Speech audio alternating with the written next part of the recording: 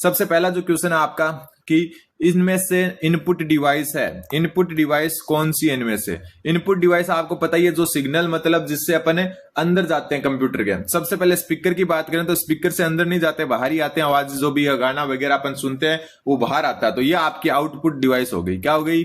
Output device हो गई। Monitor, monitor मतलब हो गई कंप्यूटर की स्क्रीन, और स्क्रीन से भी जो है आपका डेटा बाहर दिखता है, अपने को बाहर ही आता है। तो ये भी क्या हो गई? आउटपुट डिवाइस हो गई। फिर है प्रिंटर, प्रिंटर भी क्या हो गई? आउटपुट डिवाइस हो गई। अब प्रिंटर का एक दूसरा रूप है जो है आपका स्कैनर। स्कैनर जो होता है वो आपका क्या हो गया? इनपुट डिवाइस हो गया। कारण वो स्कैन करके डेटा कंप्यूटर के अंदर लेता है, जबकि प्रिंटर जो है अपने को प्रिंट करके बाहर देता है कंप्यूटर के अंदर का डेटा।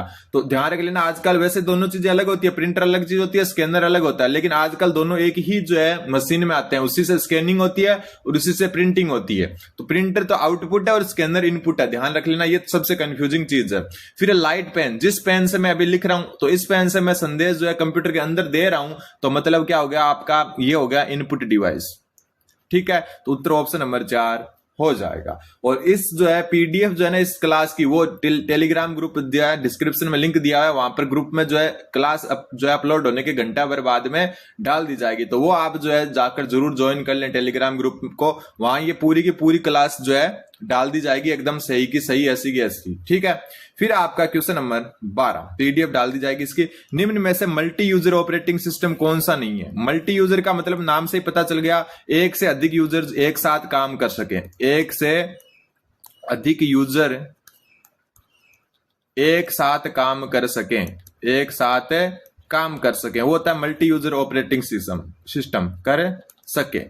देखो अभी पटवारी में जो आपका पैटर्न आया ना एग्जाम का, सेम वही पैटर्न के ये क्वेश्चन है, और सेम लगभग सिलेबस था आपके। और शाम को जो क्लास आएगी ना, उसमें वो जो पटवारी के क्वेश्चन आए थे ना दोनों पारियों में 25-30 क्वेश्चन, वो करवाऊंगा।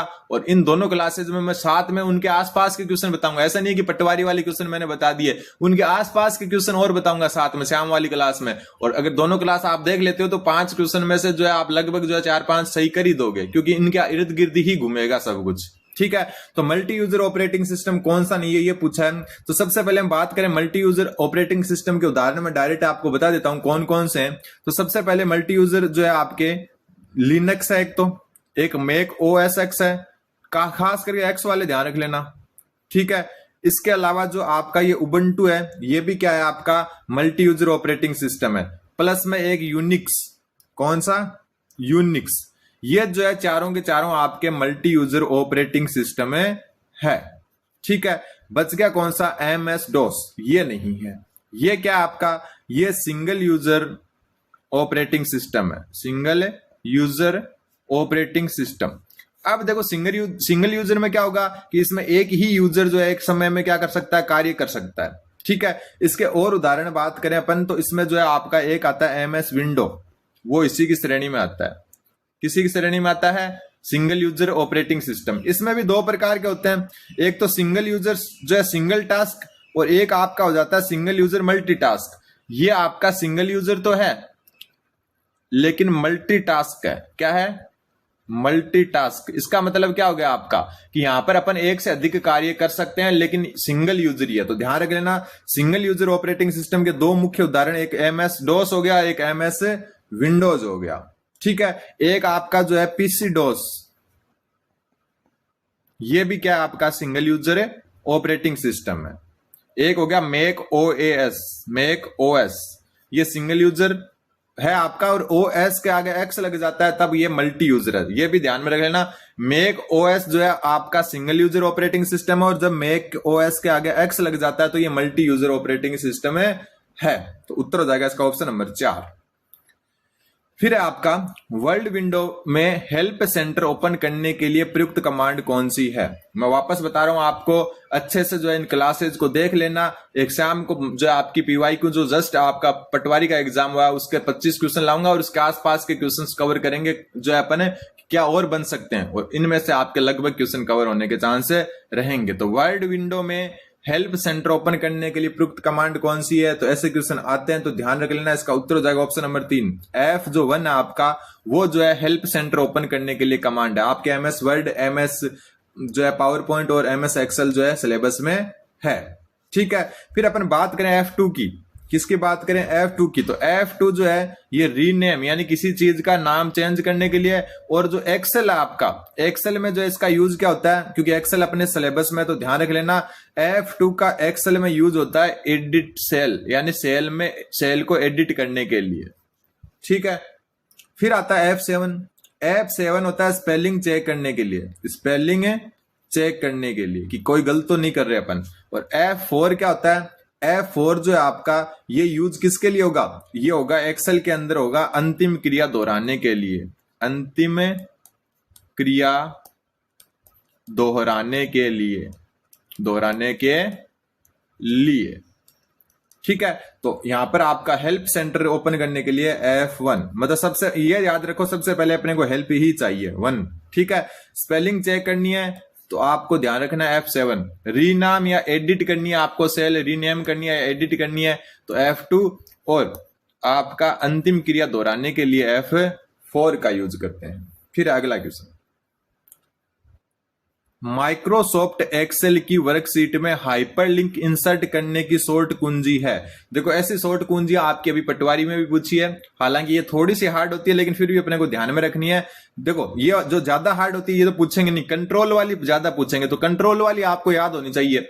माइक्रोसॉफ्ट एक्सेल में जो वर्कशीट में हाइपरलिंक इंसर्ट करने की जो शॉर्ट कुंजी है वो कौन सी है? तो इसका उत्तर हो जाएगा कंट्रोल के। कंट्रोल डब्ल्यू क्या करता है? कंट्रोल डब्ल्यू क्या करता है? कंट्रोल डब्ल्यू आपका जो है कोई भी आपका विंडो है उसको क्लोज कर देता है। डब्ल्यू फॉर विंडो, विंडो जो है उसको क्लोज करने के लिए, विंडो क्लोज करने के लिए। और हाइपरलिंक इंसर्ट करने के लिए कंट्रोल के। कंट्रोल वाले याद रख लो, बहुत इजी है, जैसे control C, control C copy के लिए काम आता है। ठीक है, कंट्रोल वी, कंट्रोल वी आता है कोई चीज को वापस कॉपी करी हुई पेस्ट करने के लिए। Control x, control plus x, x मतलब काटना हो गया तो ये कट करने के काम आता है। ठीक है, तो ये छोटी छोटी चीजें आपको ध्यान में रखनी है। जैसे एक हो गया कंट्रोल प्लस जेड, ये किसी चीज को अंडू करने के लिए, अंडू मतलब एकदम जो है डिलीट करने के लिए, पीछे जाने के लिए। और कंट्रोल वाई जो है रिडू करने के लिए, मतलब कोई चीज अगर अपने डिलीट कर दी उसको वापस लाना है तो कंट्रोल वाई दबा दो बस, मतलब अंडू करी हुई चीज को वापस लाने के लिए रीडू करना, तो कंट्रोल वाई इसके अंतर्गत आ जाता है। फिर है वेब पेज को एक कंप्यूटर से दूसरे कंप्यूटर तक भेजने के लिए डैश का प्रयोग किया जाता है। जब भी अपन, देखो ये मैं बताता हूं उससे पहले, देखो हाइपरलिंक तो किसी जो है एक जो कोई चीज होता है उसका लिंक होता है, तो इसको अलग रखें। सबसे पहले अपन बात करते हैं HTTP की। ये क्या होता है? इसकी full form hyper text, hyper text transfer protocol. Full form पूछ सकते हैं, ध्यान में रख लेना क्योंकि कई पूछी है। HTML क्या होता है? हाइपर टेक्स्ट, जो हाइपर टेक्स्ट किया गया मार्कअप, हाँ इंग्लिश में याद है मेरे को, मार्कअप लैंग्वेज। URL क्या हो गया आपका? Universal uniform resource locator, full form ध्यान में रख लेना। ठीक है, अब बात क्या हो रही है? वेब पेज को एक कंप्यूटर से दूसरे कंप्यूटर तक भेजने के लिए किसका प्रयोग किया जाता है? एक कंप्यूटर से दूसरे कंप्यूटर भेज रहे हैं, मतलब क्या हो रहा है? ट्रांसफर हो रहा है। क्या हो रहा है? ट्रांसफर। एक कंप्यूटर से दूसरे कंप्यूटर में ट्रांसफर हो रहा है। ट्रांसफर से कौन सा हो गया? Option number 2। कौन सा हो गया? क्योंकि hyper text transfer protocol HTTP होता है जो एक कंप्यूटर से दूसरे कंप्यूटर तक वेब पेज को भेजता है। तभी हम जो साइट्स होती है उसके आगे HTTP लिखा होता है। HTML एक प्रकार की लैंग्वेज है जिसकी फुल फॉर्म आपका हाइपर टेक्स्ट मार्कअप लैंग्वेज। और URL जो एक यूनिक कोड जो होता है आपका यूनिफॉर्म रिसोर्स लोकेटर, जो आपका URL होता है। तो ये आपको ध्यान में रखना। मैं वापस बता रहा हूं कि जो ये क्वेश्चन है ये मतलब नए क्वेश्चन है कलाम वाले, लेकिन ये जो है पुराने जो आपके PYQ आए हुए हैं ना बोर्ड के, उसी के बेस पर आधारित है। ठीक है, और शाम को मैं आपके जो पटवारी वाले क्वेश्चंस कराऊंगा और साथ में ऐसे करवाऊंगा ना, साथ में एक्स्ट्रा चीजें, तो उससे सब लगभग कवर हो जाएगा। क्वेश्चन नंबर 11वां क्वेश्चन हो रहा है, निम्नलिखित में से कौन सी कुंजी संयोजन द्वारा विंडोज कंप्यूटर पर माउस का उपयोग किए बिना किसी प्रोग्राम को जबरदस्ती बंद करने के लिए किया जाता है? यह क्वेश्चन आप जो है कैसे करोगे? देखो क्वेश्चन क्या बोल रहा है आपका कि कोई कुंजी संयोजन द्वारा मतलब किस सॉर्ट की द्वारा विंडोज कंप्यूटर पर माउस का उपयोग करे बिना किसी प्रोग्राम को जबरदस्ती बंद करने के लिए किया जाता है, तो इसका उत्तर क्या हो जाएगा आपका? इसका उत्तर हो जाएगा ऑप्शन नंबर 3 Alt+F4। ठीक है, इतना हार्ड शायद आपके नहीं पूछे, लेकिन फिर भी अपने को पता होना चाहिए कि बिना माउस के उपयोग के प्रोग्राम को बंद करने के लिए Alt+F4 जो है दबाया जाता है। कंट्रोल वी के बारे में बता चुका, पेस्ट करने के काम आती है। एक चीज जो क्वेश्चन बार बार आते हैं, देखो मैं आपको याद दिला देता हूं। देखो एक आता है कि जूम परसेंटेज पूछते हैं। क्या पूछते हैं? जूम कितना होता है। और सबसे पहले ध्यान में रख लेना, जो आपका पावर पॉइंट है, कौन सा? Power point. पावर पॉइंट में जो है 10% से 400% तक जूम होता है। ठीक है, मैक्सिमम 400% है। क्वेश्चन आ सकता है, वापस मैं बता रहा हूं कि पावर पॉइंट में मैक्सिमम जूम कितना होता है, तो 400%। फिर बात करें एक्सेल की, एक्सेल में जो है 10% से 400%, तो एक्सेल में भी मैक्सिमम जूम कितना होता है आपका? 400% होता है। ठीक है, अब बात करें एमएस वर्ड की, एमएस वर्ड की, इसमें जो है 10% से 500% तक होता है। ये क्वेश्चन दिमाग में एकदम रट लेना, 100% यहां से क्वेश्चन आएगा कि एमएस वर्ड में जो है आपका जूम प्रतिशत मिनिमम सब में 10% ही होता है। ठीक है, और मैक्सिमम जूम प्रतिशत आपका एमएस वर्ड में तो 500 है, एक्सेल और पावर पॉइंट में मैक्सिमम आपका 400 है। तो ये आपको दिमाग में फिक्स कर लेना है, यहां से क्वेश्चन आएगा ही। फिर आपका निम्न में से कंप्यूटर की सहायक मेमोरी है, कौन सी कंप्यूटर की सहायक मेमोरी है, ये पूछा है। तो देखो आपके मेमोरी दो प्रकार की होती है। मेमोरी जो है यहां लिख देता हूं मैं, मेमोरी दो प्रकार की होती है। सबसे पहले एक तो आपकी जो होगी प्राइमरी मेमोरी, जिसको आंतरिक भी कह सकते हैं अपन। ठीक है, और इसी का दूसरा नाम प्राइमरी है, और इसी का दूसरा नाम अपन कह सकते हैं, जैसे प्राइमरी हो गई, और मेन मेमोरी भी इसी को कहते हैं, मुख्य मेमोरी। मेन या हम कह सकते हैं मुख्य मेमोरी। एक तो ये हो गई। दूसरी मेमोरी जो होती है आपकी बाहरी हो गई, जिसको अपन सेकेंडरी भी कह सकते हैं, सेकेंडरी। ठीक है, और इसको अपन ऑक्सिलरी या फिर सहायक मेमोरी भी कहते हैं, सहायक मेमोरी। अब यहाँ आंतरिक कौन सी होती है? जो अंदर से पहले ही होती है। ठीक है, आंतरिक कौन सी होगी? जो पहले ही होगी, जैसे अपन कहें रैम, रोम, ठीक है, केस मेमोरी और रजिस्टर। ये सारी की सारी क्या होती है? आंतरिक मेमोरी होती है। ठीक है, ये सारी आंतरिक होती है। बाहरी कौन सी होती है? बाहरी एक तो ध्यान में रख लेना, जिसमें भी बाहर जो है शब्द में जो है कोई भी डिस्क लग जाए, क्या लग जाए? डिस्क शब्द लग जाए या ड्राइव शब्द लग जाए, ये सारी बाहरी होती है। क्या होती है? बाहरी। तो ये आपको ध्यान में रखना है। जैसे सबसे पहले अपन बात करें निम्न में से सहायक मेमोरी कौन सी है, तो सहायक या बाहरी मेमोरी सेकेंडरी मेमोरी कहते हैं। रैम नहीं है, अभी मैंने लिखा है देखो, रैम, रोम, और इसको जो है ना CH होती है ना, इसको केस मेमोरी कहते हैं। क्या कहते हैं? Case memory. तो रैम, रोम और केस मेमोरी, ये तीनों तो आपकी क्या हो गई? जो है मुख्य मेमोरी होगी। सहायक कौन सी होगी? SSD। SSD क्या होते हैं? जो अपने मेमोरी कार्ड होते थे ना, उनको कहते हैं। SSD की फुल फॉर्म जो है, अभी आपका जस्ट जो है पटवारी का पेपर हुआ उसमें पूछा है SSD का जो है फुल फॉर्म। तो SSD का फुल फॉर्म क्या हो जाएगा? Solid state drive. क्या हो जाएगा? Solid state drive. लिख लो आप इसको, इंग्लिश में लिखो तो इंग्लिश में, वरना हिंदी में लिखा देता हूं, सॉलिड स्टेट ड्राइव। ये क्वेश्चन आपका पटवारी में पूछा जा चुका है, SSD की फुल फॉर्म। ठीक है, ये आपका है random access memory. Full form इसकी तो सबको आती है, वैसे लिखवा देता हूं। और इसकी हो गई read only memory, read only memory. इससे ज्यादा नहीं पूछेंगे। और SSD का तो आपको पता ही होनी चाहिए। ठीक है, क्योंकि अभी पूछा जस्ट सॉलिड स्टेट ड्राइव। तो SSD जो होती है, जो मेमोरी कार्ड होता है, वो द्वितीयक होता है, मतलब बाहर से लगाते हैं उसको, आंतरिक नहीं होता है। आंतरिक सिर्फ ये 4 होती है, ध्यान में आपको रखना है। फिर आता है अगला क्वेश्चन कि निम्न में से कौन सा रियल टाइम ऑपरेटिंग सिस्टम है। अब देखो ऑपरेटिंग सिस्टम कौन से क्या होते हैं, वो मैं आपको जो है अगली अपनी क्लास होगी उसमें और अच्छे से बताऊंगा। तो ध्यान में रख लेना, रियल टाइम ऑपरेटिंग सिस्टम जो रियल टाइम पर वर्क करता है। ठीक है, और इसका उदाहरण है आपका लिनक्स। कौन सा? लिनक्स जो है आपका वो क्या है? रियल टाइम ऑपरेटिंग सिस्टम है। विंडोज XP जो है आपका ये टाइम शेयरिंग है। कौन सा है? Time sharing operating system. तो ऑपरेटिंग सिस्टम के टाइप क्या क्या होते हैं वो भी मैं आपको बताऊंगा। टाइम शेयरिंग ऑपरेटिंग सिस्टम है और लिनक्स जो आपका रियल टाइम ऑपरेटिंग सिस्टम है। फिर आता है क्वेश्चन नंबर 14, एमएस एक्सेल में प्रोजेक्ट वर्कबुक का विकल्प कहां पाया जाता है। ये क्वेश्चन भी सेम आपका जो है पटवार में आया हुआ है। हालांकि ये पटवार के पहले का पेपर है, फिर भी ये पटवार में क्वेश्चन आया हुआ है कि एमएस एक्सेल में जो प्रोटेक्ट वर्कबुक है, सॉरी मैंने प्रोजेक्ट बोल दिया होगा, प्रोटेक्ट जो वर्कबुक है वो विकल्प कहां पाया जाता है। तो ये जो आपका पाया जाएगा ऑप्शन नंबर 2 रिव्यू में। कहां पर है? रिव्यू में।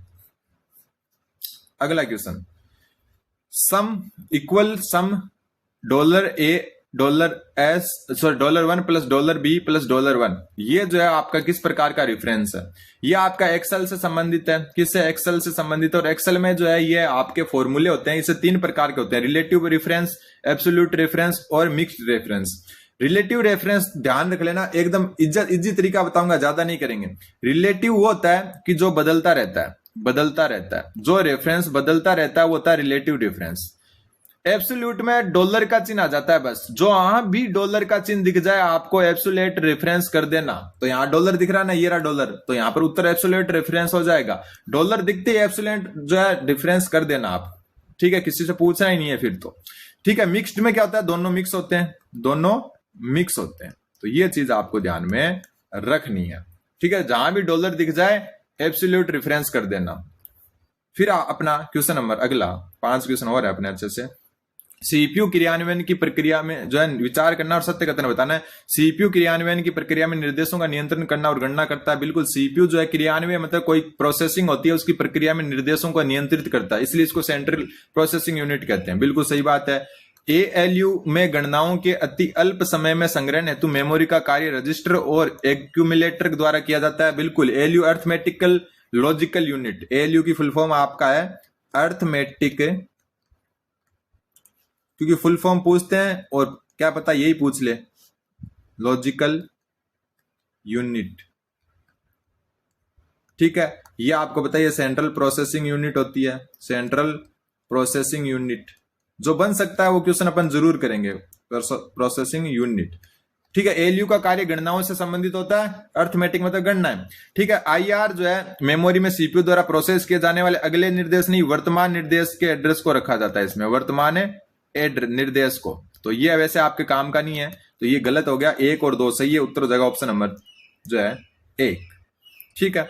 अगला क्वेश्चन, क्वेश्चन नंबर 38वां क्वेश्चन बोल रहा है पावर पॉइंट वीडियो में बुकमार्क, क्योंकि पावर पॉइंट अलग से तो ध्यान रख लेना आपके टॉपिक में। तो पावर पॉइंट वीडियो में बुकमार्क जोड़ने के लिए कौन सा चरण सही है। जब आप पावर पॉइंट वीडियो में बुकमार्क जोड़ना चाहते हैं तो उसके लिए कौन सा विकल्प जो आपका सही है ये पूछा, तो इसका उत्तर ऑप्शन नंबर 2 हो जाएगा। प्लेबैक पर क्लिक करें और बुकमार्क जोड़े। Insert tab, view tab, design tab को कैंसिल करें, बात हो रही है प्लेबैक पर क्लिक करें और बुकमार्क जोड़े। ये भी एक अच्छा क्वेश्चन है, most important question. Question number 39, MS office word 2007 के एक रिक्त डॉक्यूमेंट के दाएं और बाएं मार्जिन डिफॉल्ट रूप में डैश होते हैं। मतलब कोई पेज होता है, ठीक है, उसमें ऐसे लिखा जाता है, तो इसका जो बाएं और दाएं जो ये मार्जिन होता है ये कितना होता है, ये पूछा है। बहुत अच्छा क्वेश्चन है, इंपोर्टेंट, महा इंपोर्टेंट क्वेश्चन कह सकते हैं अपन, मोस्ट इंपोर्टेंट, ठीक है। ऑप्शन नंबर 2 हो जाएगा। 1 इंच का जो क्या होता है इसके अंदर मार्जिन होता है। तो एमएस ऑफिस वर्ड में रिक्त डॉक्यूमेंट के दाएं और बाएं मार्जिन डिफॉल्ट जो है आपका 1 इंच होता है। क्वेश्चन नंबर 40, कंप्यूटर मेमोरी की सबसे बड़ी इकाई। बहुत अच्छी बात है, ऑप्शन में सबसे बड़ी पूछी है। सबसे पहले देखना, सबसे छोटी होती है आपकी बाइट, सॉरी क्या हो गया, बिट्स, सबसे छोटी, ठीक है। 8 बिट्स मिलकर जो है 1 बाइट बनाते हैं। इनको लिख लेना, ये भी क्वेश्चन पटवारी में आया है, ठीक है। 8 बिट्स मिलकर 1 बाइट बनाते हैं, ठीक है। 1024 बाइट्स मिलकर, अब मैं आपको जो है लिखाऊंगा नहीं, किलोबाइट होती है, इसको डायरेक्ट में लिख रहा हूं केबी, किलोबाइट। 1024 केबी जो है वो मिलकर बनाती है 1 MB। 1024 MB जो है मेगाबाइट, वो मिलकर बनाती है गीगाबाइट, 1 GB, ठीक है। अब इतना ही ध्यान रख लेना। तो सबसे पहले बाइट होती है, फिर किलोबाइट, किलोबाइट के बाद में जो आती है आपकी मेगाबाइट, फिर आती है GB। इनको लाइन से सीरियल से याद रख लेना। GB के बाद में आती है TB, टेराबाइट, ठीक है।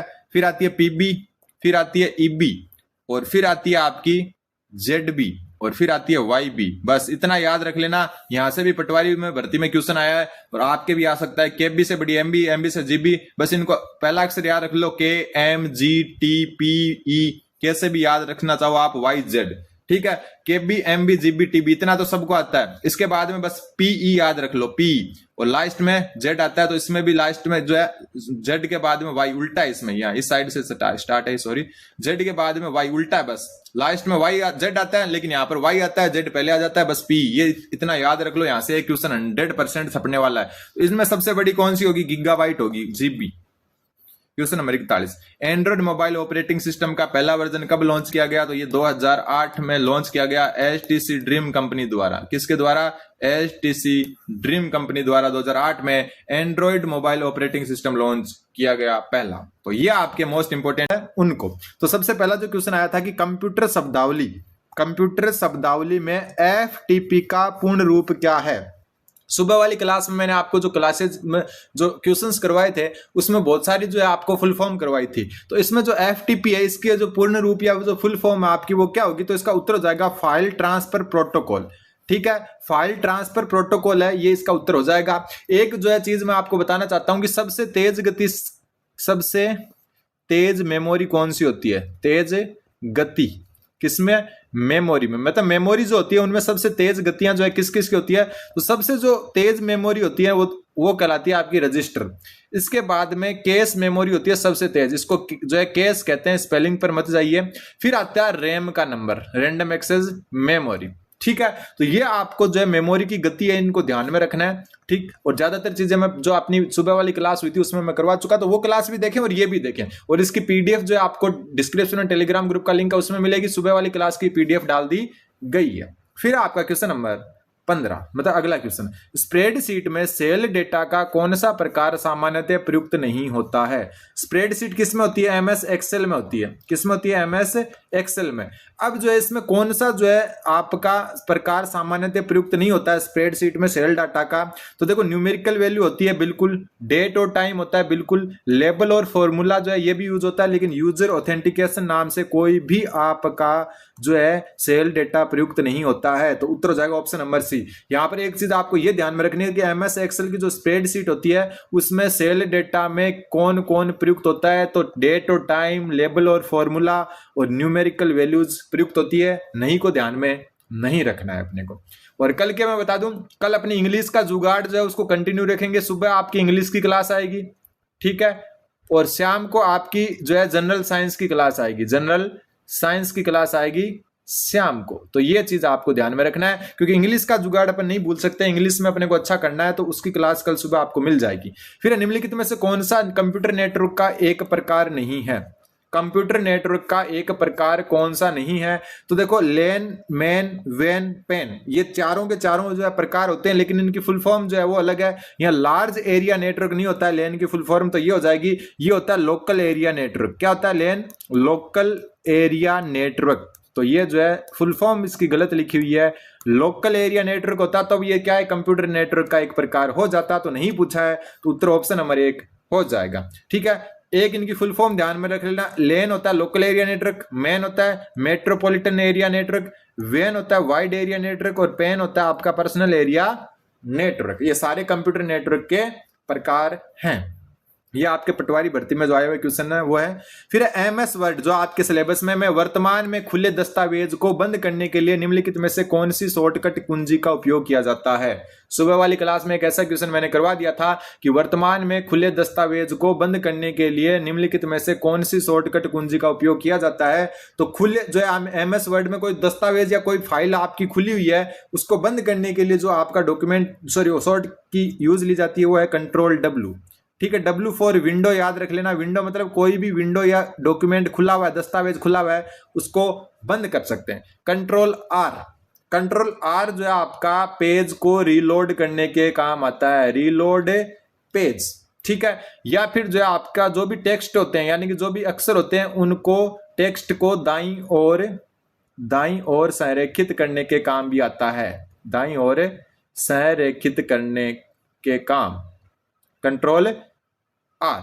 सबसे इंपॉर्टेंट Ctrl+M। आ भी सकती है, ये 100% चांस बनते हैं इसके आने के किसी ना किसी शिफ्ट में। कंट्रोल एम जो होती है ना, वो क्या होती है, ये पावर जो पॉइंट है आपका एमएस पावर पॉइंट, उसमें जो है नई स्लाइड जोड़ने के लिए उपयोगी है, जोड़ने के लिए 100% आ सकता है ये कि कंट्रोल एम पावर पॉइंट में नई स्लाइड को जोड़ने के लिए उपयोगी है। कंट्रोल के के बारे में मैं बहुत बार आपको बता चुका। कंट्रोल के क्या है, हाइपर लिंक ऐड करने के लिए, हाइपर लिंक ऐड करने के लिए, सुबह वाली क्लास में देखा था, करने के लिए। तो कंट्रोल जो है के किसके लिए प्रयुक्त होता है, हाइपरलिंक ऐड करने के लिए। कंट्रोल डब्ल्यू जो है कोई विंडो या दस्तावेज को बंद करने के लिए। कंट्रोल आर जो है रीलोड करने के लिए पेज या टेक्स्ट को दाईं यानी कि आर फॉर राइट, ठीक है, दाईं ओर संरक्षित करने के लिए। और कंट्रोल एम सबसे इंपॉर्टेंट है, पावर पॉइंट में जो है आपका नई स्लाइड को जोड़ने के लिए। फिर आता है, फिर जो अगला क्वेश्चन है कि निम्नलिखित में से कौन सा 1000 TB या टेराबाइट के बराबर है। यहां से भी 100% एक क्वेश्चन आएगा, ये भी आप लिख सकते हो और मैं गारंटी देता हूं। देखो जो भी चीज जीवा स्टडी पर मिलेगी अच्छी मिलेगी, वरना नहीं मिलेगी, ठीक है। जीके में इसलिए नहीं करवा रहा क्योंकि जीके में कितना भी करवा दूं वहां से क्वेश्चन आने के चांस नहीं बनते, यहां से बनते हैं। देखो सबसे पहले अपन बात करते, कारण कि 100 क्वेश्चन मैंने जीके कराए तो 100 में से एक भी नहीं आया तो, लेकिन यहां पर अगर कुछ कराऊंगा तो चांस है कि वो आ जाएगा। देखो आपकी सबसे छोटी इकाई होती है बिट्स, 8 बिट्स मिलकर 1 बाइट बनाते हैं, ठीक है। फिर 1024 बाइट मिलकर 1 किलोबाइट केबी बनाती है। 1024 केबी मिलकर 1 MB बनाती है। 1024 MB मिलकर 1 GB बनाती है, ठीक है। 1024 GB मिलकर 1 TB बनाती है। 1024 TB मिलकर 1 PB बनाती है, ठीक है। 1024 PB मिलकर 1 EB बनाती है और 1024 EB मिलकर एक जो है ZB बनाती है और 1024 ZB मिलकर 1 YB बनाती है और 1024 YB मिलकर जो है आपकी 1 BB बनाती है। BB पर रुक जाना है आपको। तो देखो मैं क्रम में बता देता हूं। सबसे पहले आती है बाइट, बाइट को भूल जाओ तो किलोबाइट, किलोबाइट के बाद में मेगाबाइट MB, फिर GB, GB के बाद में जो आपकी आती है वो TB, TB के बाद में PB, PB के बाद में EB, ठीक है। EB के बाद में ZB, ZB के बाद में YB और YB के बाद में BB। ये क्रम आपको ध्यान में रखना है और 100% आएगा ये। इसमें बस इतना ध्यान रखना है कि इसमें 1024 जो है गुणा करते ही ये इसमें बदल जाएगा और इसमें 1024 करते ही है। जैसे देखो 1024 KB मतलब अगले स्टेप में चला गया MB में। जैसे 1024 TB तो TB से अगले स्टेप में चले जाओ PB हो जाएगा। तो यहाँ पर 1024 TB तो अगले में चला जाएगा तो 1 PB के, PB मतलब हो गया आपका पेटाबाइट। Option number 4। इनकी फुल फॉर्म याद रखने की जरूरत नहीं है कि क्या कौन सी बाइट है, बाकी जो है ये ध्यान रखना आपको कि कौन से के बाद में क्या आता है और 100% यहां से भी एक क्वेश्चन आएगा। अगला क्वेश्चन, निम्नलिखित में से कौन सा आउटपुट डिवाइस है। Projector, keyboard, mouse, scanner. कल मैंने आपको कल क्या सुबह वाली क्लास में बताया था, प्रोजेक्टर से आउटपुट डिवाइस जो संकेत या निर्देश बाहर निकालते हैं, तो प्रोजेक्टर से अपने को दीवार या जो है किसी स्क्रीन पर जो है संदेश दिखते हैं, मतलब बाहर आते हैं। कीबोर्ड से अपन जो है इनपुट डिवाइस है, अंदर जाते हैं, ठीक है। इसके अंदर क्या है, इनपुट। और सुबह वाली क्लास में जैसा मैंने बताया था जो प्रिंटर है, प्रिंटर जो है आपका, एक मिनट, प्रिंटर जो है आपका वो है आउटपुट डिवाइस। क्यों? क्योंकि प्रिंटर अपने को प्रिंट बाहर निकाल के देता है, जबकि स्कैनर कोई डॉक्यूमेंट को बाहर से अंदर ले जाता है स्कैन करके। और माउस भी क्या है, इनपुट डिवाइस से है, ठीक है। अगला क्वेश्चन, क्वेश्चन नंबर 33 नंबर डाला हुआ है। अगला जो भी क्वेश्चन है, निम्नलिखित में से कौन सा प्रकार कंप्यूटर का सबसे तेज और विशेष अनुप्रयोगों के लिए उपयोग किया जाता है जहां बड़ी मात्रा में गणितीय गणनाओं की आवश्यकता होती है। तो कंप्यूटर का सबसे तेज प्रकार और विशेष अनुप्रयोगों के लिए उपयोग किया जाता है और बड़ी मात्रा में गणितीय गणना की आवश्यकता होती है, तो वो हो गया आपका सुपर कंप्यूटर। एकदम इजी है। भारत का जो सुपर कंप्यूटर आपका एक परम जो 1991 में बना था, पूर्णतः भारतीय प्रथम कंप्यूटर है ये सुपर कंप्यूटर, पूर्णतः प्रथम भारतीय सुपर कंप्यूटर भारतीय। और इसका निर्माण क्या किसने करा था, सीडेक पुणे ने किया था। किसने? सी डेक पुणे ने इसका निर्माण किया था, तो हो सकता है यहां से ये क्वेश्चन आ जाए। तो सबसे तेज और विशेष अनुप्रयोग और बड़ी मात्रा में गणितीय गणना करने वाला सुपर कंप्यूटर भारत का जो है सुपर कंप्यूटर परम, जिसका 1991 में पूर्णतः प्रथम भारतीय जो है ये सुपर कंप्यूटर था, जिसका सी डेक पुणे ने निर्माण किया था। अगला क्वेश्चन, पावर पॉइंट में कौन सा टैब शेप्स को इंसर्ट करने की अनुमति देता है? तो कोई भी शेप होते हैं, शेप मतलब जैसे कोई त्रिभुज है, कोई स्क्वायर है, इनको जो है इंसर्ट करने का जो है अनुमति कौन सा टैब देता है? तो जो है इनको इंसर्ट करने की अनुमति इंसर्ट टैब ही देता है, ऑप्शन नंबर बी। अगला क्वेश्चन, निम्नलिखित में से कौन सा ऑपरेटिंग सिस्टम का वर्गीकरण नहीं है? ये एक अच्छा क्वेश्चन है। ऑपरेटिंग सिस्टम मैं अलग से लिख देता हूं, यहां पर लिख देता हूं ऑपरेटिंग सिस्टम, एक मिनट, ओएस लिख देता हूं ताकि जगह जो है कम कवर हो। ठीक है, अब जो ऑपरेटिंग सिस्टम जो है एक तो यूजर के आधार पर होते हैं, यूजर के आधार पर, एक होते हैं आपके जो है प्रोसेसिंग के आधार पर, प्रोसेसिंग के आधार पर या प्रोसेसर के आधार पर।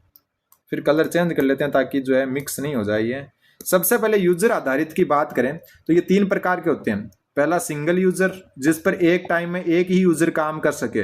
दूसरे होते हैं आपके मल्टी यूजर, जिस पर एक से अधिक यूजर एक साथ काम कर सके। और तीसरा होता है नेटवर्क ओएस, नेटवर्क ओएस। इसमें जो है नेटवर्क ऑपरेटिंग सिस्टम जो होता है, इसमें आपके जो है क्या होता है, नेटवर्क से यानी कि नेट से संचालित होता है। अब इसको देखो, इसमें जो है आपके कई प्रकार होते हैं, 8-9। सबसे पहला मुख्य बता देता हूं, सीरियल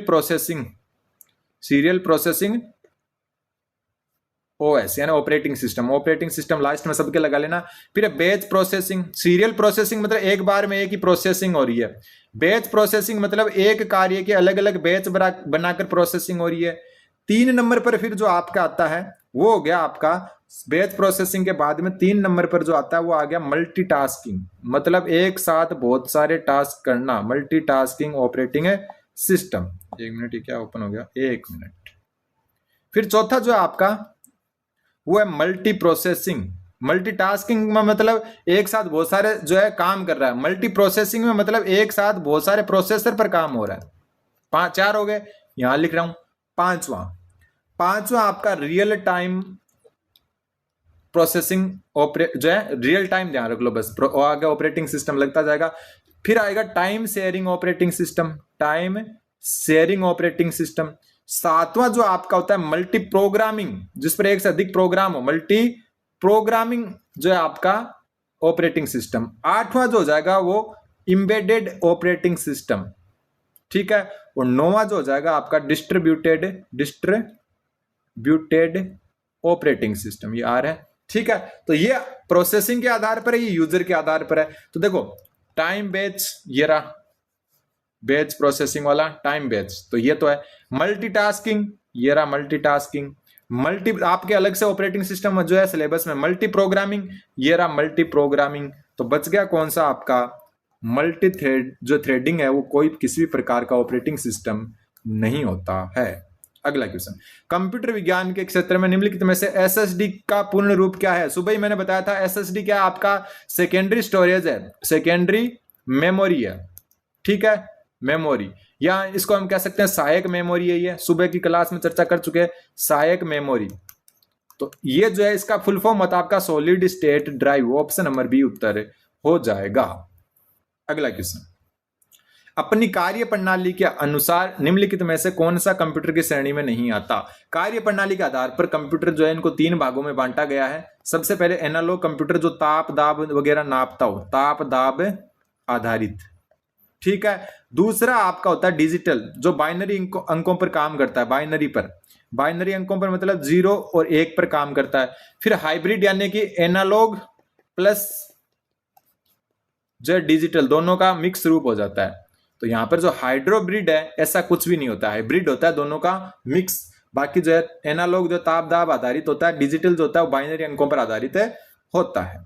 फिर ऑपरेटिंग सिस्टम का कौन सा घटक फाइलों के मैनेजिंग के लिए जिम्मेदार है? कई बार अपन सोचते हैं कि इतना इजी क्वेश्चन कैसे आ सकता है, क्योंकि फाइलों की मैनेजिंग के लिए फाइल सिस्टम मैनेजर ही काम करेगा। ऑप्शन में साफ साफ दिख रहा है, आपका उत्तर हो जाएगा option number D. Operating system का कौन सा घटक फाइलों के मैनेजिंग के लिए काम करेगा? तो फाइल सिस्टम मैनेजर। फिर आपका लिनक्स जो आपका ऑपरेटिंग सिस्टम है वो किस प्रकार का एक जो है क्या है, मतलब ऑपरेटिंग सिस्टम है। तो लिनक्स ऑपरेटिंग सिस्टम जो है आपका वो हो जाएगा आपका option number C, open source. कौन सा? ओपन सोर्स ऑपरेटिंग सिस्टम परिवार का एक सदस्य है। और ध्यान में रख लेना एक चीज मैं आपको बता देता हूं कि आपका जो टाइम शेयरिंग सोर्स है इस पर आधारित है यूनिक्स, क्योंकि लिनक्स और यूनिक्स दोनों में से क्वेश्चन आते हैं। तो लिनक्स तो हो जाएगा आपका ओपन सोर्स आधारित और टाइम शेयरिंग सोर्स आधारित हो जाएगा यूनिक्स। और मैं बता रहा हूं वापस कि यहां से क्वेश्चन आ सकते हैं आपके। और चैनल पर नए तो चैनल को सब्सक्राइब कर दें। इंग्लिश का जुगाड़ कल जो है वापस आपको देखने को मिल जाएगा और कल थोड़ा सा साइंस के क्वेश्चंस भी लाऊंगा मैं टॉपिक वाइज, ठीक है। फिर एमएस वर्ड में हाइपरलिंक डालने के लिए निम्न में से कौन सी शॉर्टकट कुंजी का उपयोग किया जाता है? मैं इतनी बार बता चुका, शायद आप रट चुके होंगे। कंट्रोल के का उपयोग किया जाता है। किसका? कंट्रोल के का। कंट्रोल एस जो है किसी फाइल को सेव करने के काम आता है। कंट्रोल एफ जो है किसी जो है सिलेक्टेड जो टेक्स्ट होते हैं उनमें कोई चीज फाइंड करने के लिए, फाइंड मतलब जो है ढूंढने के लिए कह सकते हैं अपन, ढूंढने के लिए। फिर है अगला क्वेश्चन। अब जो शिफ्ट 1 में आए थे वो क्वेश्चन अपन ने देख लिए पटवारी में। अब शिफ्ट 2 वाले देखते हैं, क्योंकि इसका पेपर जो है अभी अपलोड नहीं हुआ है, तो जो पेपर स्टूडेंट ने दिया है वहां से अपने को देखना पड़ेगा। लेकिन देखें जरूर, ऐसा नहीं है कि आप जो है छोड़ के चले जाएं क्लास को। अगला जो क्वेश्चन है आपका कि निम्नलिखित में से कौन सा सेंट्रल प्रोसेसिंग यूनिट यानी कि सीपीयू का घटक नहीं है? Control unit, CU. तो यहां से एक चीज अपने को क्या पता चली कि सीयू की फुल फॉर्म क्या है? Control unit. फिर आपका ये जो है आपका क्या है? सीपीयू का भाग है। अर्थमेटिक लॉजिकल यूनिट, एएलयू, इसकी फुल फॉर्म है सुबह वैसे मैं बता चुका। ये गणितीय गणनाओं करने में काम आता है, गणितीय गणना करने के काम आता है, ठीक है। मेमोरी रजिस्टर है, ये भी आपका सीपीयू का ही भाग है। मेमोरी रजिस्टर क्या करता है? जो है अचानक जो है लाइट बंद होने पर जो मेमोरी जो होती है ना, लाइट जाने पर मेमोरी का सेव करता है, जाने पर मेमोरी का उपयोग करता है। मेमोरी का उपयोग मतलब ये है कि बार बार जो है रैम रोम तक नहीं जाना पड़े अपन, ठीक है। लेकिन विजुअल डिस्प्ले यूनिट ये आपकी क्या है? जो है सीपीयू का भाग नहीं है। ये एक प्रकार से जो है अपन कह सकते हैं जो है सीडी डीवीडी जो होती है ना अलग से, उनको सीडी डीवीडी जो डिस्क होती है डीवीडी, जिनको ऑप्टिकल डिस्क कहते हैं, क्या कहते हैं? ऑप्टिकल डिस्क, वो उससे संबंधित है। ये किससे? ऑप्टिकल डिस्क से संबंधित है। तो इसमें वैसे कलर चेंज करना पड़ेगा कारण कि रेड कलर इस पर लिखा हुआ है, ठीक है। फिर चलते हैं अपन अगले क्वेश्चन पर। अगला क्वेश्चन है कंप्यूटर शब्दावली में यूएसबी का अर्थ क्या है? तो यूएसबी क्या होती है? यूएसबी होती है आपकी यूनिवर्सल सीरियल बस। ऑप्शन नंबर 2 क्या हो गई? यूनिवर्सल सीरियल बस, यूनिवर्सल सीरियल बस, ये आपका यूएसबी का फुल फॉर्म है। मैं और भी आपके कंप्यूटर की क्लासेस लाऊंगा, टेंशन ना ले आप। और इंग्लिश का जुगाड़ कल वापस शुरू होगा, मैं बार बार बता रहा हूं। चैनल पर नए तो चैनल को जरूर सब्सक्राइब करें। कंप्यूटर की प्राथमिक मेमोरी रोम का अर्थ क्या है? तो सुबह ही मैंने बताया था रोम क्या होती है आपकी? Read only memory, option number B, ठीक है। रैंडम एक्सेस मेमोरी रैम होती है, ये सुबह अपन चर्चा कर चुके, आगे देखते हैं। कंप्यूटर की मेमोरी की निम्नलिखित में से कौन सी इकाई गलत तरीके से जोड़ी गई है? तो मैं बता चुका था, पूरा का पूरा अच्छे से बताया, अब तो याद ही हो गया आपके। केबी, एमबी, जीबी याद करो, साथ साथ में TB, PB, EB, YB, ZB और फिर बीबी, सॉरी वाईबी पहले लिख दिया मैंने, जेडबी और वाईबी और बीबी। अब यहां पर देखो एक मैंने क्या बोला, 1024 किसी के आगे लगता है तो वो अगले जो है पड़ाव में चला जाता है। तो टीबी के आगे 1024 लगते ही पीबी में चला जाता है, ये तो सही है। 1024 बाइट में, बाइट आपको पता है इससे ऊपर होती है तो वो किलो बाइट में जाना चाहिए, जबकि यहां पर जीबी में लिखा हुआ है, तो ये गलत हो गया।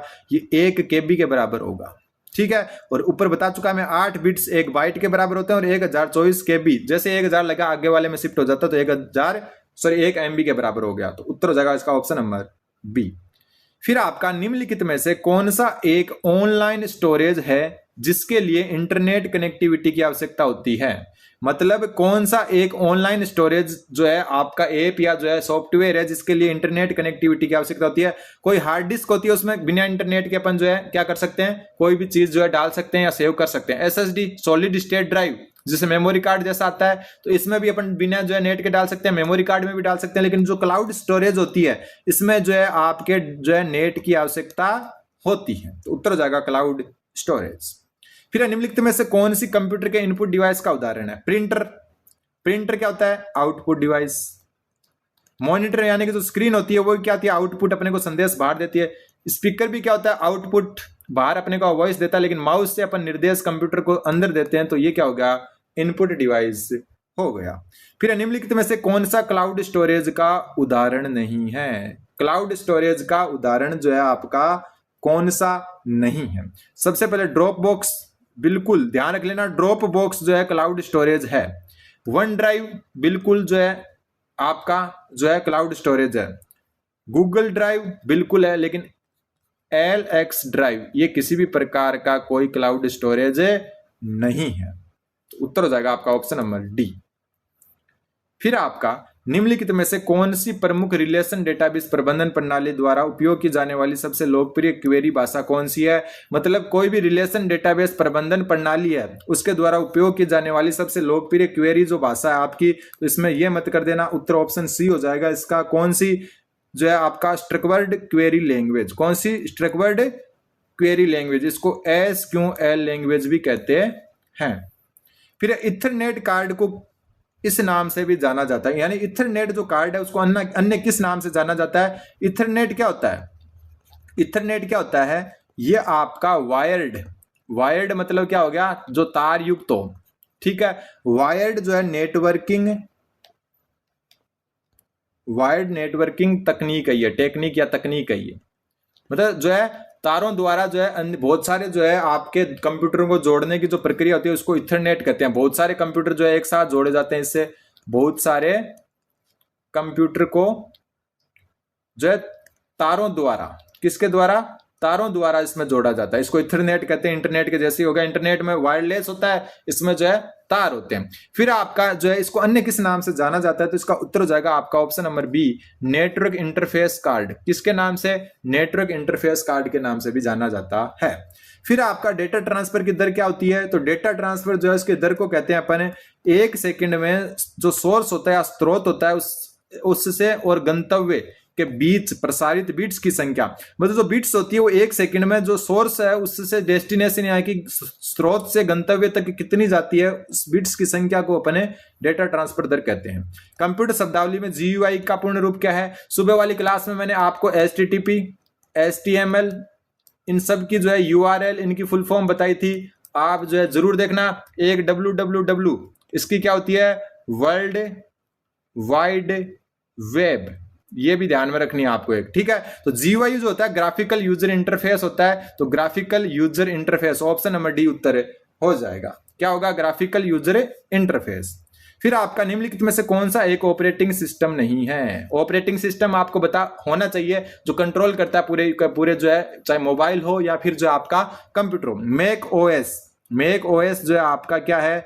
बिल्कुल मैक जो OS है आपका वो एक ऑपरेटिंग सिस्टम है। OS का मतलब ऑपरेटिंग सिस्टम होता है। लिनक्स बिल्कुल है। माइक्रोसॉफ्ट विंडोज, जो भी विंडोज है, चाहे विंडोज XP हो, विंडोज 7 हो, विंडोज 10 हो, विंडोज 2000 हो, कोई भी हो, वो सारे आपके ऑपरेटिंग सिस्टम है। लेकिन MS वर्ड जो है, पावर पॉइंट, MS वर्ड, ये सारे क्या है? ये आपके सॉफ्टवेयर हैं। क्या है? सॉफ्टवेयर है, ना कि ऑपरेटिंग सिस्टम है। अगला क्वेश्चन ये थोड़ा अलग टाइप से, निम्नलिखित में से कौन सी शॉर्टकट कुंजी MS ऑफिस में हाइपरलिंक सम्मिलित करती है? MS ऑफिस में हाइपरलिंक कौन करता है? बहुत बार बता चुका, कंट्रोल M, वापस बता देता हूं, याद दिला देता हूं। पावर पॉइंट में न्यू स्लाइड जोड़ने के लिए, जोड़ने के उपयोग आता है, जोड़ने के उपयोग में आता है, ठीक है। कंट्रोल J आता है जस्टिफाई करने के लिए। जस्टिफाई मतलब जो लाइंस होती है उनको अरेंज करने के लिए, लाइंस को अरेंज करने के लिए या जस्टिफाई करने के लिए, जस्टिफाई, ठीक है। कंट्रोल डी का थोड़ा सा ध्यान में रखना है। एक तो ये बुकमार्क जोड़ने के काम आता है, तो ये नोट कर लेना, बुकमार्क जोड़ने के लिए, ठीक है। तो ये आपको ध्यान में रखना है। अगला क्वेश्चन, निम्नलिखित में से कौन सा स्प्रेडशीट या MS एक्सेल का गणितीय फंक्शन नहीं है? देखो, जो आपके स्प्रेडशीट या एक्सेल होता है इसके गणितीय फंक्शन कौन कौन से मैं बता देता हूं। एक सम है, एक आपका एवरेज है, ठीक है, एक काउंट है, एक मैक्स है, एक मिन है यानी मिनिमम, ठीक है। इसके अलावा मोड है, राउंड है। नाम ध्यान नोट कर लेना अगर कहीं पर आपके, ठीक है, अगर कहीं जगह आपकी किताब या कॉपी में, तो ये एक राउंड है। इसके अलावा जो है एक सम IF है और एक आपका काउंट IF है। अब देखो कौन सा नहीं है, सम आई एफ, ये रहा सम आई एफ, राउंड, ये रहा राउंड, इन सबको जो देख लेना। काउंट, काउंट कहां पर है, ये रहा काउंट, लेकिन टुडे नाम से कोई नहीं होता है। उत्तर हो जाएगा ऑप्शन नंबर बी। और आज का लास्ट क्वेश्चन है, एमएस ऑफिस में व्याकरण और वर्तनी की जांच के लिए निम्नलिखित में से किस कुंजी का उपयोग किया जाता है। सुबह वाली क्लास में बता चुका मैं कि किस कुंजी का उपयोग व्याकरण और वर्तनी यानी स्पेलिंग चेक, क्या पूछ रहा है, स्पेलिंग चेक के लिए किस कुंजी का उपयोग किया जाता है। तो उत्तर F7 हो जाएगा। F1 हेल्प के लिए किया जाता है, सुबह बता चुका। F2 रीनेम या एडिट के लिए किया जाता है, ये भी बता चुका सुबह। F9 को थोड़ा सा ध्यान में रख लेना, ये पावर पॉइंट में अलग काम आती है। पावर पॉइंट में जो है आपके जो भी स्लाइड है उनको जो है स्लाइड शो स्टार्ट या स्टॉप करने के काम आता है ये, ठीक है। और ये जो आउटलुक होती है माइक्रोसॉफ्ट आउटलुक, उसमें जो है सेंड ईमेल सेंड करने के काम आता है, ये आपको ध्यान में रखना है, ठीक है। और एक्सेल में ये जो है रिकैलकुलेट करने के काम आता है, रिकैलकुलेट, तो ये आपको ध्यान में रख। कि कंप्यूटर का जनक किसे कहा जाता है, इजी क्वेश्चन है, लेकिन 4th ग्रेड के लेवल में आपको जो है पता होना चाहिए। चार्ल्स बेबेज जो है इसके जनक हैं। अब बात आती है आधुनिक कंप्यूटर का जनक किसे कहा जाता है, क्योंकि क्वेश्चन ऐसा आ सकता है लेवल के हिसाब से। तो आधुनिक कंप्यूटर का जनक कौन है, तो आधुनिक कंप्यूटर का जनक आपका एलन ट्यूरिंग। कौन है, एलन ट्यूरिंग। जो स्टूडेंट नए हैं वो एक बार जाकर मेरी मैथ और जो है इंग्लिश की क्लास जरूर देखें। मैं वहां पर आपको जुगाड़ बता रहा हूं कि इंग्लिश नहीं आती तो कैसे अपन सोल्व कर सकते हैं, और मैथ नहीं आती तो उसको कैसे सोल्व कर सकते हैं। कंप्यूटर की क्लास और जनरल साइंस की क्लास में आपको अगले जो 10 दिन आपके पास बचे हैं एकदम फुल करवा दूंगा, टेंशन बिल्कुल ना रहे, बस जीवा स्टडी पर बने रहे, ठीक है। तो कंप्यूटर का जनक आपका चार्ल्स बेबेज है और आधुनिक कंप्यूटर का जनक एलन ट्यूरिंग है। अगला क्वेश्चन है, कंप्यूटर की सबसे छोटी इकाई क्या है। कंप्यूटर की सबसे छोटी इकाई क्या है। वैसे ये मेमोरी की सबसे छोटी इकाई पूछी जा रही है यहां पर, तो कंप्यूटर की सबसे छोटी इकाई कौन सी है, क्योंकि ऑप्शन के हिसाब से मेमोरी की पूछी जा रही है, तो सबसे जो छोटी इकाई है वो है बिट। क्या है, बिट। और वैसे मैं आपको बता चुका आपको कि आपके 8 बिट्स जो है ना वो मिलकर 8 बिट्स मिलकर एक बाइट बनाते हैं। क्या मिलाते हैं, एक बाइट। फिर 1024 बाइट मिलकर 1024 बाइट मिलकर 1 किलोबाइट बनाती है।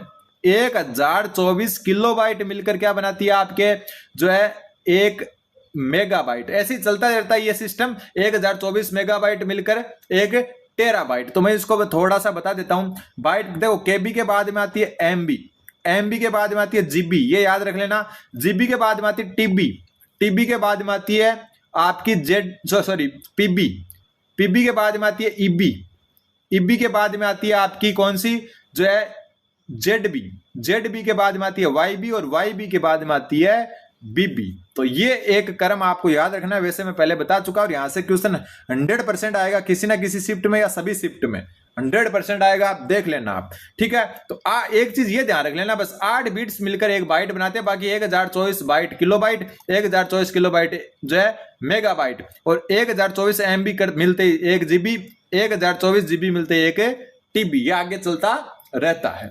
अगला क्वेश्चन है, मॉनिटर किस प्रकार का उपकरण है। तो मॉनिटर से सूचना क्या आ रही है, कंप्यूटर से बाहर आ रही है। मॉनिटर क्या होता है, जो अपनी स्क्रीन होती है, एलईडी स्क्रीन या एलसीडी स्क्रीन होती है, वही क्या होती है, आपका मॉनिटर होता है। तो मॉनिटर से सूचनाएं बाहर आ रही है, तो ये एक आउटपुट डिवाइस है, ठीक है। एक जैसे प्रोजेक्टर होता है, प्रोजेक्टर से भी अपनी जो सूचना होती है वो बाहर आती है, तो प्रोजेक्टर क्या हो गया, आपका आउटपुट डिवाइस, ठीक है। एक आपका प्रिंटर है, प्रिंटर से मतलब अपन जो है कोई चीज प्रिंट अपने पास बाहर आ रहा है कंप्यूटर से, वो क्या हो गया, आउटपुट डिवाइस, ठीक है। इनपुट की बात करें तो एक जैसे स्कैनर है, स्कैनर में क्या होता है कि चीज स्कैन करके कंप्यूटर के अंदर जा रही है, तो वो हो गया इनपुट। तो आउटपुट वो सारी चीजें होती है जो अपने कोई सूचनाएं अंदर लेते हैं। जैसे जिस पेन से मैं लिख रहा हूं इसको अपन लाइट पेन कह सकते हैं, ये आपका इनपुट डिवाइस है। कौन सा, लाइट पेन। जिस पेन से अभी मैं लिख रहा हूं लाइट पेन, कारण कि मैं इससे जो है स्क्रीन पर जो लिख रहा हूं वो कंप्यूटर के अंदर जा रहा है, सामने आपके दिख रहा है, तो ये क्या हो गया, आपके लाइट पेन हो गया। इनपुट आउटपुट आपके मोबाइल या टैबलेट या जो भी चीज जहां से आप क्लास देख रहे हो उसकी स्क्रीन हो गई आउटपुट। अगला क्वेश्चन, MS वर्ड में किस प्रकार का सॉफ्टवेयर है। MS वर्ड में किस प्रकार का सॉफ्टवेयर है, MS वर्ड किस प्रकार का सॉफ्टवेयर है। एक चीज मैं पहले ही बता चुका, पहले की क्लास में वापस याद दिला लेता हूं। पावर पॉइंट का जो जूम है, पावर पॉइंट का जूम 10% से 400% के बीच में होता है, ध्यान रख लेना। और MS वर्ड जो है उसका जूम, MS वर्ड का जूम जो है 10% मिनिमम और मैक्सिमम 500% होता है। ये वापस याद दिला देता हूं, 2 क्लास अपने पहले कंप्यूटर की हो रखी है, उनमें मैंने अच्छे से बता रखा है। तो MS वर्ड क्या है? ऑपरेटिंग सिस्टम बिल्कुल नहीं। ऑपरेटिंग सिस्टम में क्या जाते हैं? जो ऑपरेट करते हैं मोबाइल या कंप्यूटर को, जैसे विंडोज है, ठीक है, iOS है, यूनिक्स है, लिनक्स है, ये सारे क्या है? आपके ऑपरेटिंग सिस्टम है। इसके अलावा एंड्रॉइड भी ऑपरेटिंग सिस्टम है, ध्यान में रख लेना, ठीक है। एप्लीकेशन सॉफ्टवेयर कौन से होते हैं? जो मतलब कोई काम करने के काम आते हैं, तो ये एप्लीकेशन सॉफ्टवेयर है, जो मतलब ऐप होते हैं, उस प्रकार के सॉफ्टवेयर हैं। सिस्टम सॉफ्टवेयर जो सिस्टम को चलाए रखने के लिए आवश्यक है, ठीक है। प्रोग्रामिंग लैंग्वेज अलग अलग होती है, आपको बताइए C++ होती है, ठीक है, C++ होती है, तो ये होती है आपकी प्रोग्रामिंग लैंग्वेज। और सिस्टम सॉफ्टवेयर में अपन जो है, जो सिस्टम को चलाए रखने के लिए आवश्यक होते हैं, वो सॉफ्टवेयर आते हैं। तो MS वर्ड एक प्रकार का एप्लीकेशन सॉफ्टवेयर है, पावर पॉइंट भी इसी के अंतर्गत आता है, ठीक है, और एक्सेल भी जो है वो भी इसी के अंतर्गत आता है, एक्सेल। अगला क्वेश्चन है, इंटरनेट से जुड़ने के लिए किसकी आवश्यकता होती है? तो सबसे पहले ब्राउजर की आवश्यकता होती है, बिल्कुल। मॉडेम बिल्कुल, नेटवर्क बिल्कुल, तो उपयुक्त सभी उत्तर हो जाएगा। ब्राउजर कौन से होते हैं? जैसे क्रोम है, क्रोम क्या है? ब्राउजर है। ओपेरा नाम सुना होगा, ओपेरा भी क्या है? आपका ब्राउजर है। इसके अलावा इंटरनेट एक्सप्लोरर ये भी आपका क्या है? ब्राउजर है, ठीक है। मॉडेम आपको पता ही है, मॉडेम जो एक पेन ड्राइव जैसी आती थी और अभी एक डब्बे की जैसी भी आने लग गई है। नेटवर्क आपको पता ही है। अब देखो, क्रोम, ओपेरा, इंटरनेट एक्सप्लोरर, ये सारे के सारे एक फायरफॉक्स जैसे, फायरफॉक्स, ये सब के सब क्या है आपके? ये सब के सब ब्राउजर हैं। एक होता है सर्च इंजन, ठीक है, और सर्च इंजन के अंतर्गत गूगल आता है, एक तो याहू आता है, तो ये आपके सर्च इंजन है। दोनों में डिफरेंस देख लेना, क्वेश्चन आ जाए कि ब्राउजर, तो ब्राउजर ये वाले होते हैं जो ऐप अपने काम आते हैं। गूगल क्या है? आपका सर्च इंजन है। याहू है, गूगल है, ये सर्च इंजन है। तो ये मत सोच लेना कि गूगल आपका ब्राउजर है। ब्राउजर तो ये ऐप होते हैं जिनका नाम मैंने लिखा है, गूगल आपका सर्च इंजन होता है। अगला क्वेश्चन, सीपीयू का पूरा नाम? सीपीयू होता है सेंट्रल प्रोसेसिंग यूनिट, एक होता है ALU क्या होता है?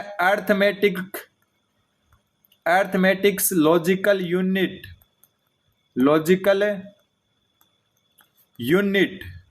ठीक है। एक होता है CU कंट्रोल यूनिट, तो ये फुल फॉर्म आपको ध्यान में रखनी है। अगला क्वेश्चन, कंप्यूटर में अस्थायी स्मृति किसे कहते हैं? बहुत अच्छा क्वेश्चन है। और अस्थायी स्मृति होती है आपकी रैम, जिसका फुल फॉर्म हो गया आपका रैंडम एक्सेस मेमोरी। ये आपकी अस्थायी मेमोरी होती है। रोम रीड ओनली मेमोरी, लेकिन ये होती है स्थायी मेमोरी। हार्ड डिस्क स्थायी, ठीक है, पेन ड्राइव स्थायी। और अगला जो है अपना एक क्वेश्चन आएगा, उसमें और देखेंगे, तो ध्यान में रख लेना अस्थायी मेमोरी कौन सी होती है? रैम होती है। अगला क्वेश्चन, एक मिनट।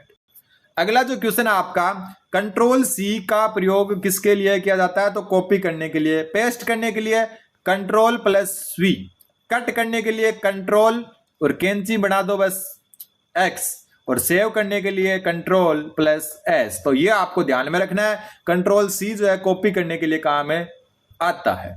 अगला क्वेश्चन, कंप्यूटर की पहली पीढ़ी में किसका उपयोग हुआ था? बहुत अच्छी बात है। और कंप्यूटर की पहली पीढ़ी में वैक्यूम ट्यूब का उपयोग हुआ था। दूसरी पीढ़ी में किसका हुआ था? ट्रांजिस्टर का। तीसरी पीढ़ी में जो है, तीसरी पीढ़ी में आईसी का। तीसरी में आईसी क्या होती है? Integrated circuit.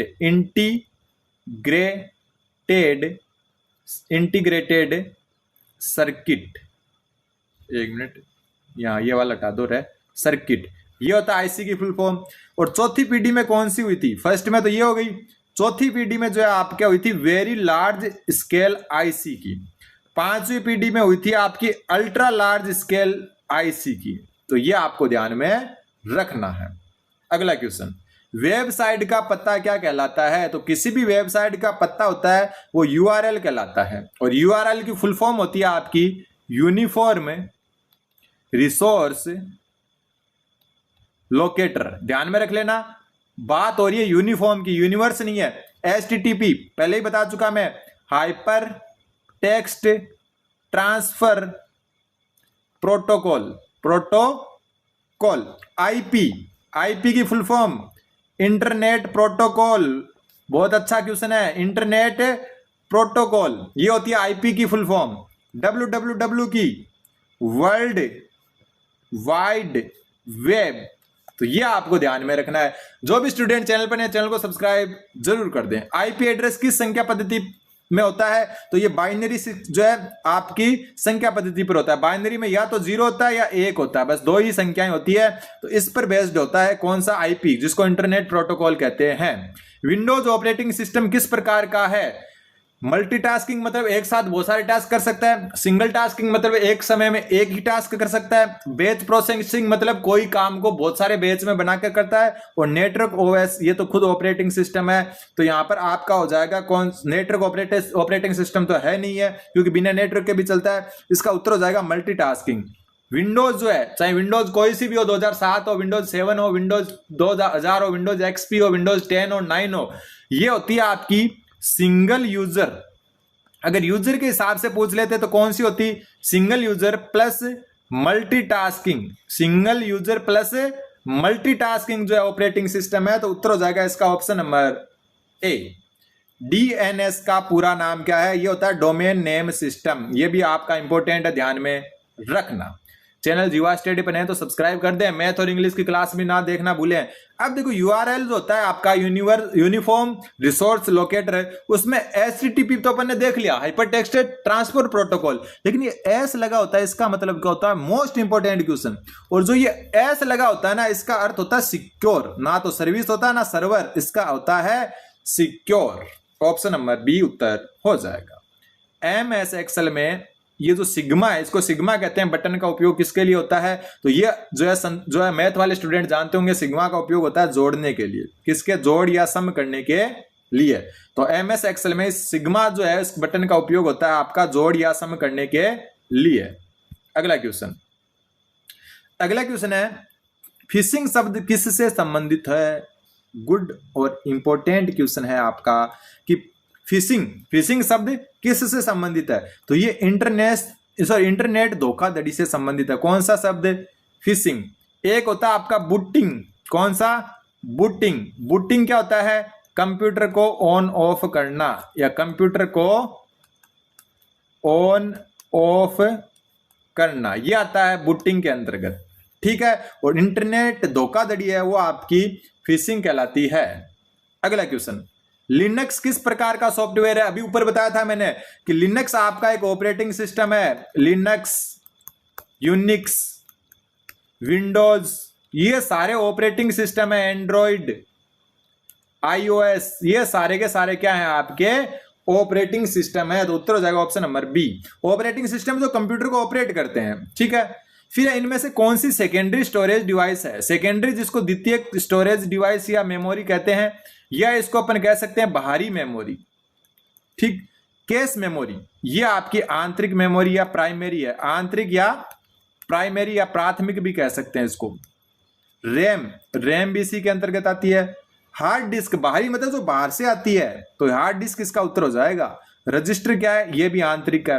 अब बाहरी के या द्वितीयक में एक आती है पेन ड्राइव, ये भी क्या है? आपकी बाहरी है। एक आती है SSD मतलब solid state drive. Full form ध्यान में रख लेना, सॉलिड स्टेट ड्राइव। तो ये भी बाहरी है आपकी, और ये आंतरिक है। सबसे तेज मेमोरी कौन सी होती है? तो सबसे तेज मेमोरी जो होती है आपकी, वो रजिस्टर होती है। कौन सी? रजिस्टर। और ये PDF अगर आपको चाहिए तो डिस्क्रिप्शन में टेलीग्राम ग्रुप का लिंक है, जाकर ज्वाइन कर लें, थोड़ी देर बाद में वहां पर मिल जाएगी। और इसके बाद में कैश मेमोरी जो है 2 नंबर पर आती है, और 3 नंबर पर आती है रैम। गति के मामले में ये जो है। अगला क्वेश्चन, ब्लूटूथ किस प्रकार की तकनीक है? तो ये आपकी शॉर्ट रेंज वायरलेस तकनीक आपको पता ही है। और आज का लास्ट क्वेश्चन बहुत इंपॉर्टेंट क्वेश्चन है ये भी, कि कंप्यूटर की गति किस में मापी जाती है? तो कंप्यूटर की गति आपकी हर्ट्ज में मापी जाती है या मेगा हर्ट्ज में मापी जाती है। डीपीआई होता है डॉट पर इंच, डॉट पर इंच, और इसमें जो है आपका स्क्रीन का रिजोल्यूशन मापा जाता है, रिजोल्यूशन मापा जाता है, रिजोल्यूशन मापा जाता है किसमें? डॉट पर इंच में, जिसको डीपीआई कहते हैं। और कंप्यूटर की गति हर्ट्ज में मापी जाती है।